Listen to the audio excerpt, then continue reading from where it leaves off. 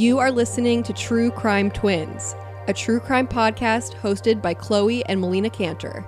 True Crime Twins is produced by Crawlspace Media.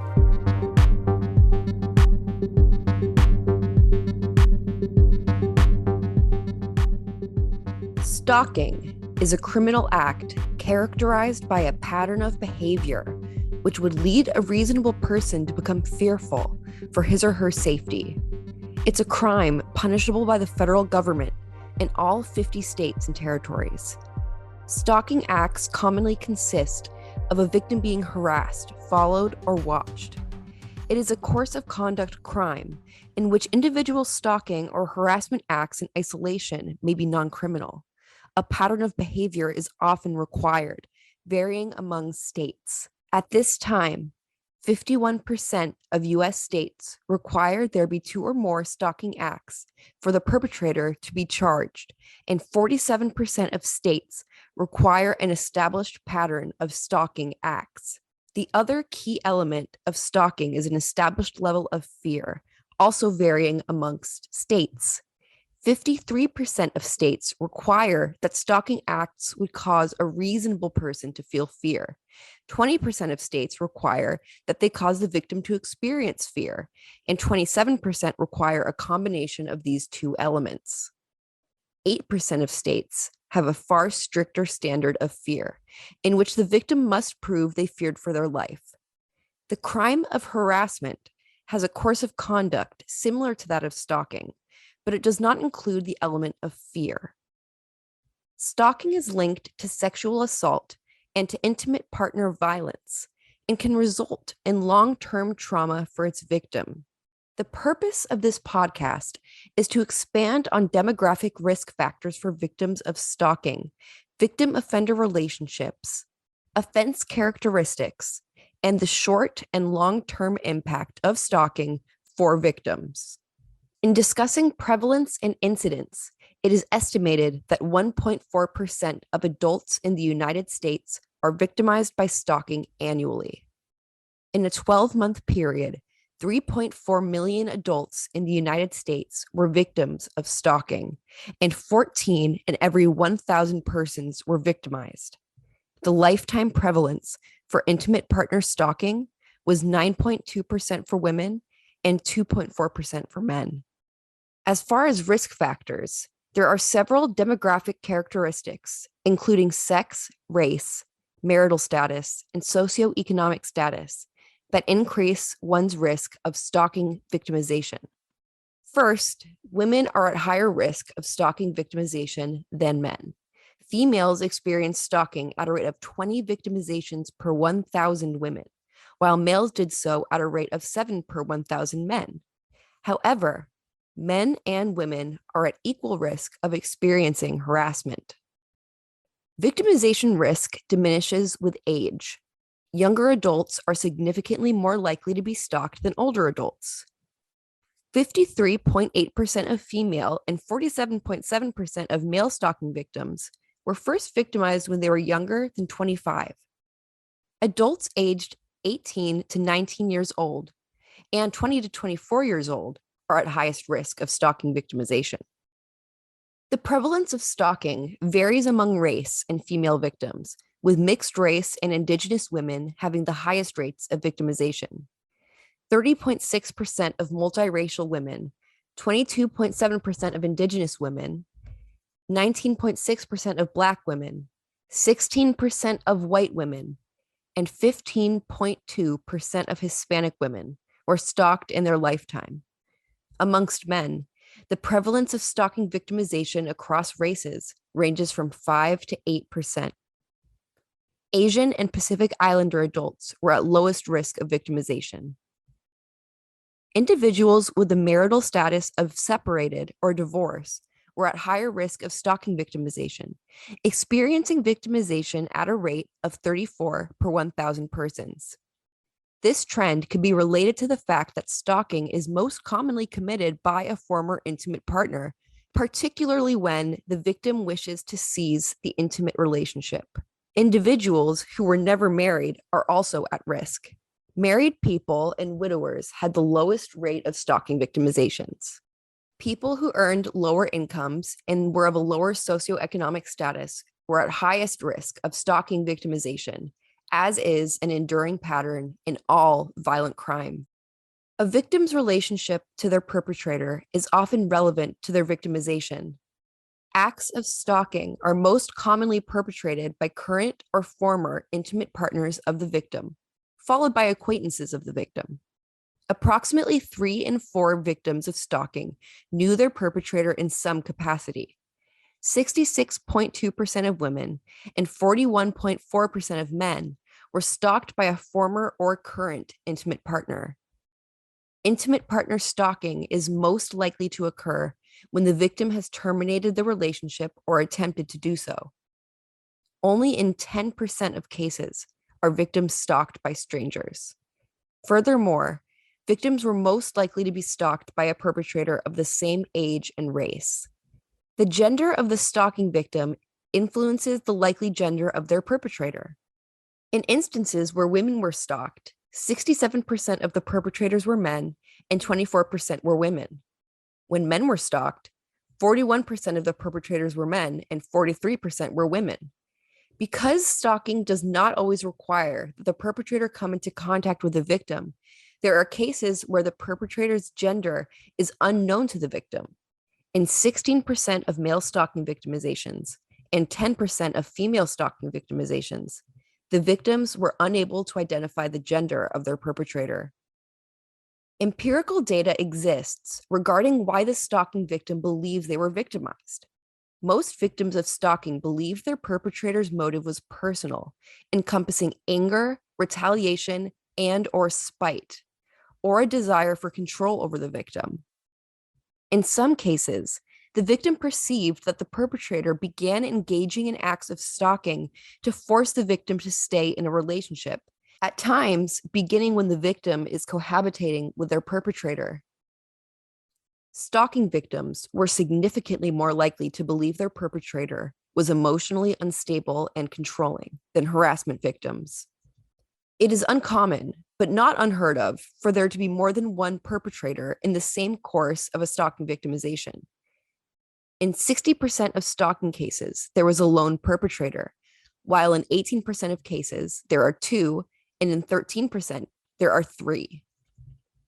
As far as offense characteristics, the most common form of stalking for both women and male perpetrators was repeated unwanted phone calls or messages. This occurred in more than 75% of cases with perpetrators of both sexes. As a percentage of stalking victims, 68% of women and 70% of men were threatened physical harm by their stalker, and about 40% of victims were threatened harm to their coworkers, friends, family, or pets. 30% of all stalking victims received unwanted letters and email. 36% had rumors spread about them. 34% were spied on or followed, and 12% were left unwanted gifts. The Supplemental Victimization Survey, one of the largest studies of stalking, classified 7 kinds of stalking acts, including sending unsolicited or unwanted letters, text messages, and emails, making unwanted phone calls, spying on or following the victim, leaving unwanted items, gifts, or flowers, waiting at places for the victim, showing up at places without a legitimate reason, and posting information or spreading rumors about the victim by word of mouth, on the internet, or in a public setting.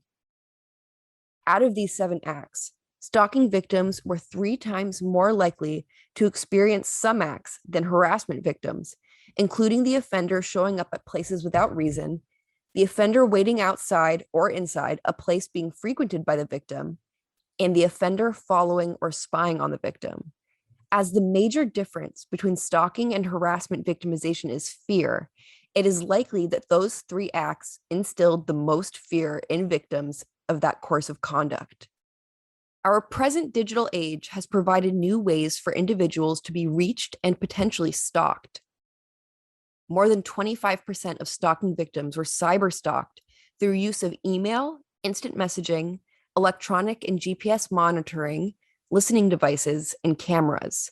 Email was the most common medium for cyberstalking, accounting for 83% of the instances, followed by instant messaging at 35%.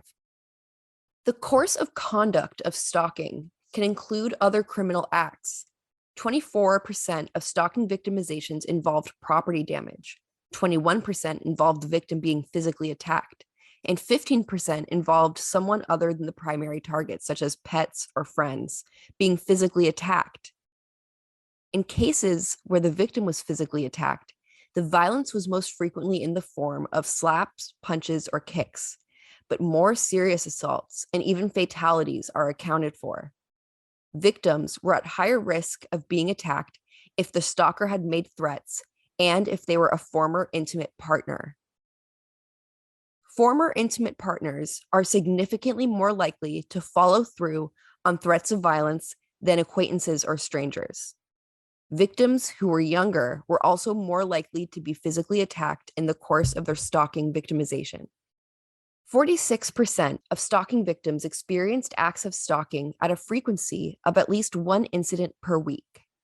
Nearly half of stalking cases had an onset of unwanted behavior of 6 months or less.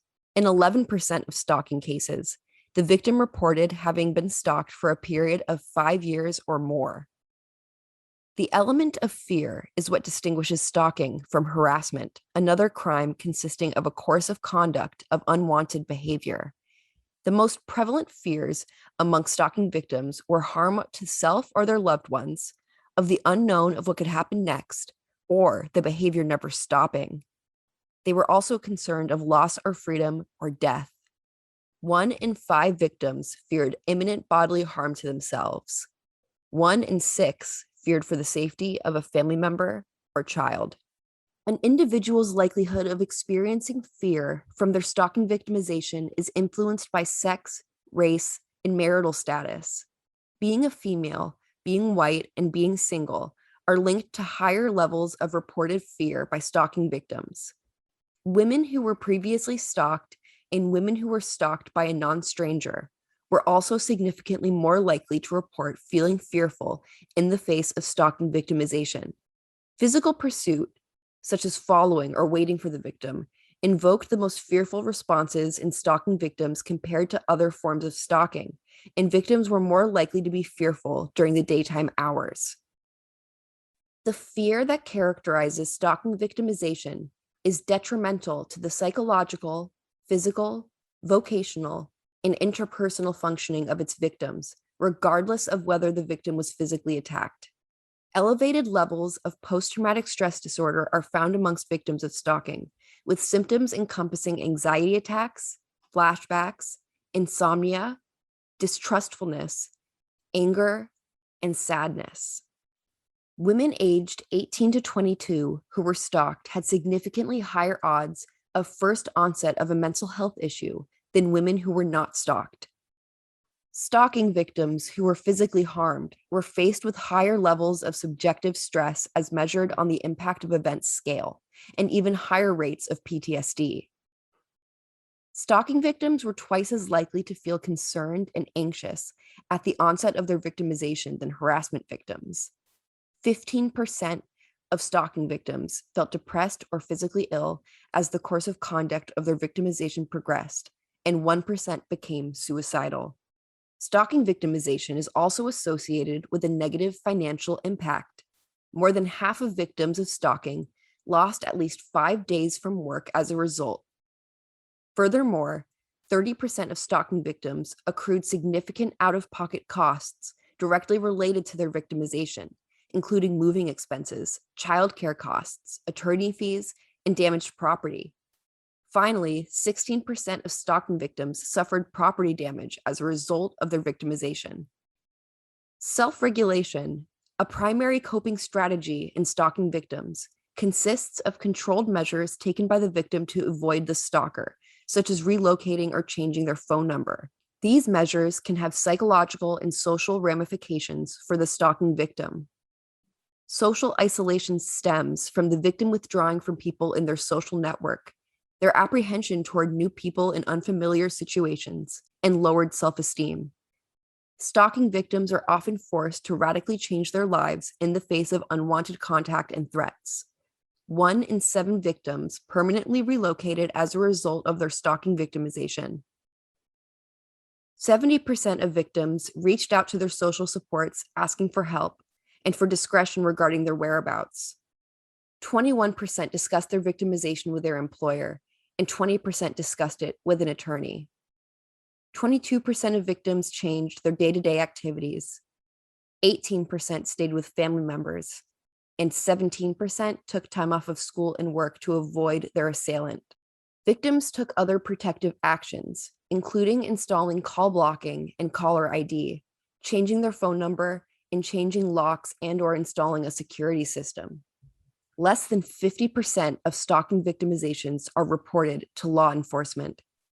There are no significant differences in reporting rates between male and female victims, despite the fact that violent victimizations in general are more likely to be reported if the victim is female.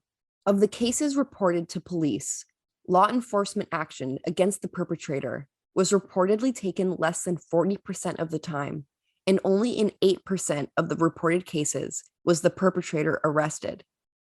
The most common actions taken by law enforcement included taking a report, personally warning the offender, and suggesting a protective order. In 19% of the reported cases, no action was taken at all. In cases where the stalking had stopped, it was most frequently attributed to an in-person police warning.